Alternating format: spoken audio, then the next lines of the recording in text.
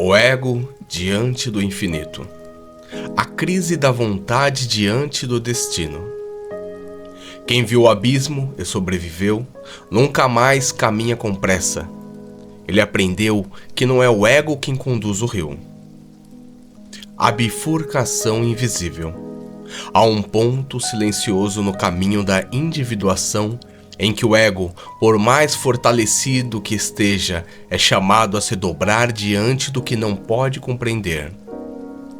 É o limiar entre o domínio pessoal e o campo do destino, onde a vontade, antes orgulhosa e autônoma, encontra um poder maior, que não é tirânico, mas arquetípico, como se o próprio universo se aprofundasse.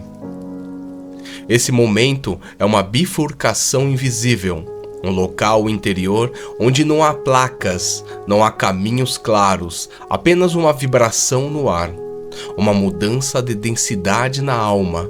O chão treme sob os pés e aquilo que antes era desejo, clareza, escolha, agora se torna uma dança entre entrega e resistência.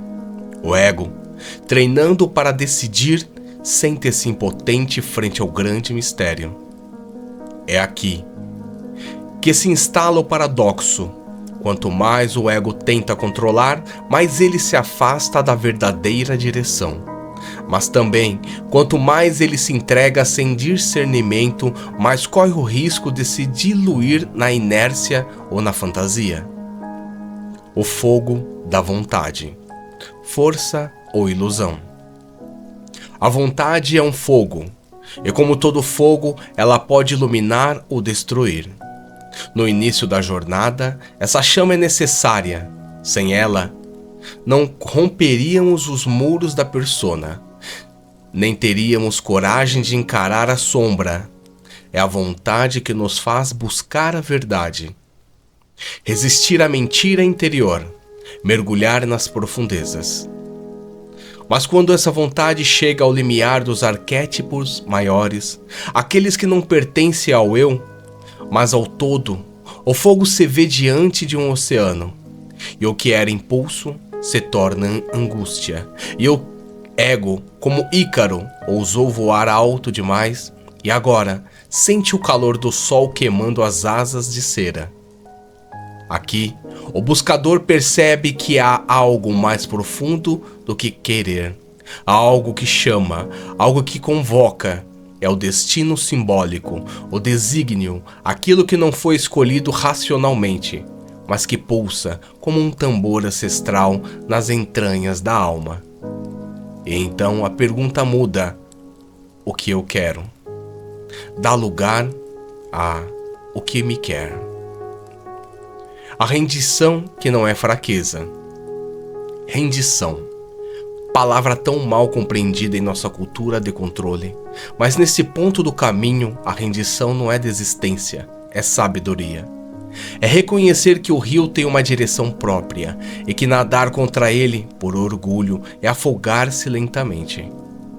Rendição é escutar. É aprender a se mover com o ritmo das marés internas.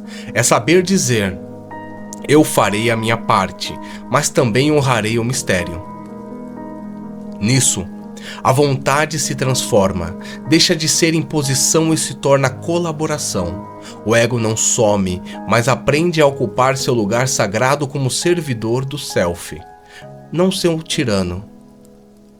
E nesse novo papel, paradoxalmente, ele se fortalece, pois agora sua força não vem da tensão, mas da coerência com a alma.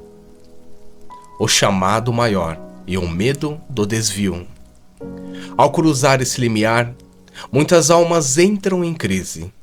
Algumas adoecem, outras desistem, porque encarar o destino simbólico é confrontar a possibilidade de que tudo o que foi planejado, sonhado e idealizado talvez não fosse o verdadeiro caminho.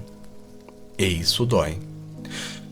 Dói perceber que a carreira, o relacionamento, a identidade cuidadosamente construída não são o fim do caminho, apenas degraus. Dói perceber que a verdadeira vocação nem sempre é a mais segura nem a mais aceita.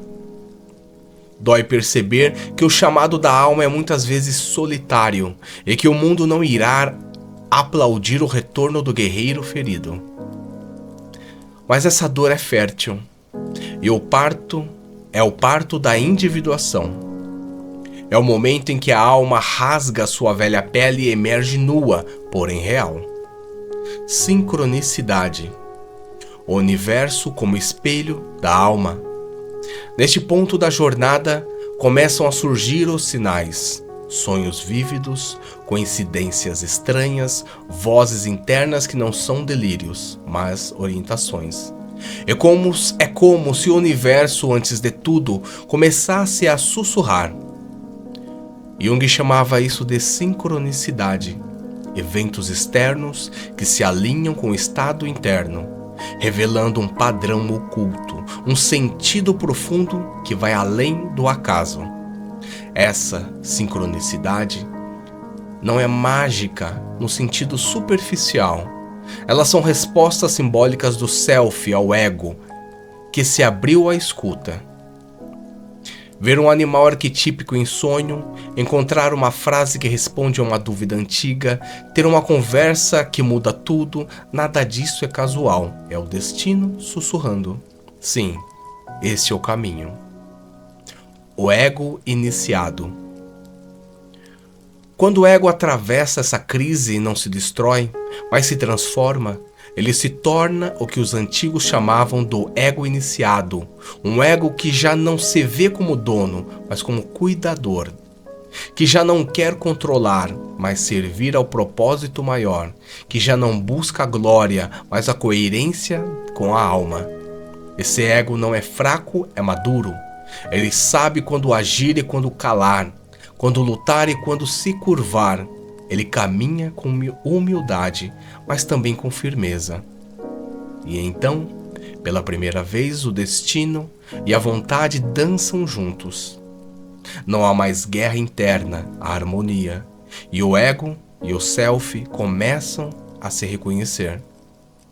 E o viajante, outrora cego, começa a enxergar com os olhos do espírito. A travessia do limiar. Neste ponto da jornada, o ser humano está diante de seu altar interior, não mais como o dono da fogueira, mas como o guardião da centelha.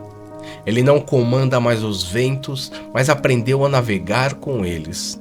E assim, um novo ciclo começa, não mais movido por desejo cego, mas por uma escuta profunda daquilo que o chama por dentro. A crise da vontade revelou o seu ouro, a certeza de que há um destino simbólico que pulsa em cada alma e que só se revela àqueles que têm coragem de se esvaziar para receber.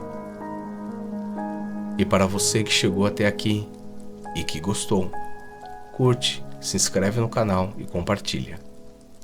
Até o próximo.